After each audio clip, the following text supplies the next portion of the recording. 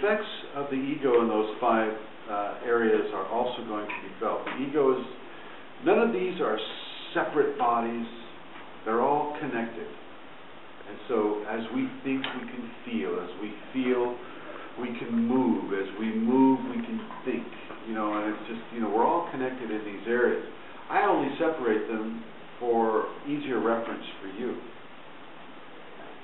The Kundalini will bring up areas of difficulty that you have had your entire life, and sometimes in previous existences.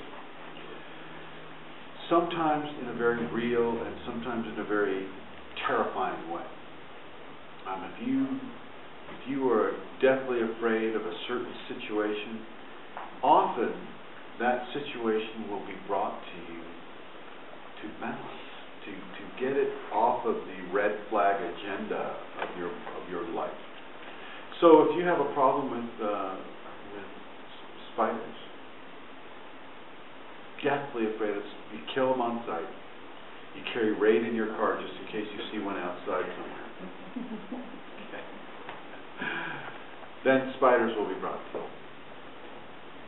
and you'll be given an opportunity to explore why you're afraid of spiders. What happened to you with regards to spiders? Did you die because of a spider bite? Were you taken out of a really, really great existence because you got bit by a black widow and died? Okay. And then you will be given an opportunity to forgive that spider and all spiders. Okay. You'll be given an opportunity to understand that nobody dies by accident. Okay, there are learnings to be had, not only through ourselves and death, but through our death for other people that are close to us, our family, our friends, our workmates. How do they respond to our passing? So there are many, many, many lessons to be learned. And the Kundalini will bring up selected issues for you to become comfortable with. Much of it is circling around fear. What are you afraid of? And why? And what's going to be the easiest for you to be able to meet that fear and bring it into balance? And by bringing it into balance, I mean having it not affect you. If you're afraid of fire, it doesn't mean that when you bring your fear of fire into balance that you're out there sticking your finger in a flame, as we all know. Okay, so there's something to be said for discernment. So realize that these will come up in real time. Sometimes the Shakti will use complete strangers to come up to you and just run you through your paces. And it's very important that you walk in forgiveness as much as you can.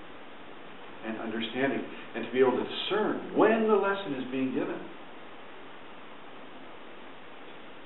Oh gosh, I have this boss, they're just hovering over me, they're yelling at me, they're screaming at me, they're saying I'm not good enough. Well, there's a nice teacher.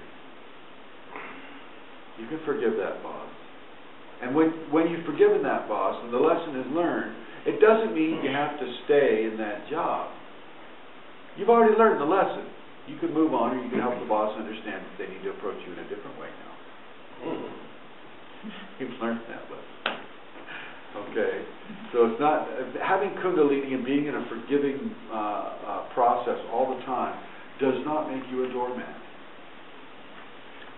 Does not put a red flag on you saying, please abuse me, because I'm forgiving. Not at all. You get the lesson, you learn the lesson, you move to the next lesson. You have to remember at the same time that you're a forgiving person and that you're not allowing people to harm you, basically is you're a divine temple. You're a temple of the divine. Okay? It's very important for you to protect that temple, to keep it clean, to keep it healthy, and to keep it functioning for the benefit of those people who can partake of the love and the energies that are coming from that temple. And that you don't allow other people to harm that temple. Okay? So you won't. And Shakti won't either. She's not going to allow you to get hurt without there being a good reason for it. I'll teach you. Questions? Om Namah Shivaya. Om Namah Shivaya. Om Namah Shivaya.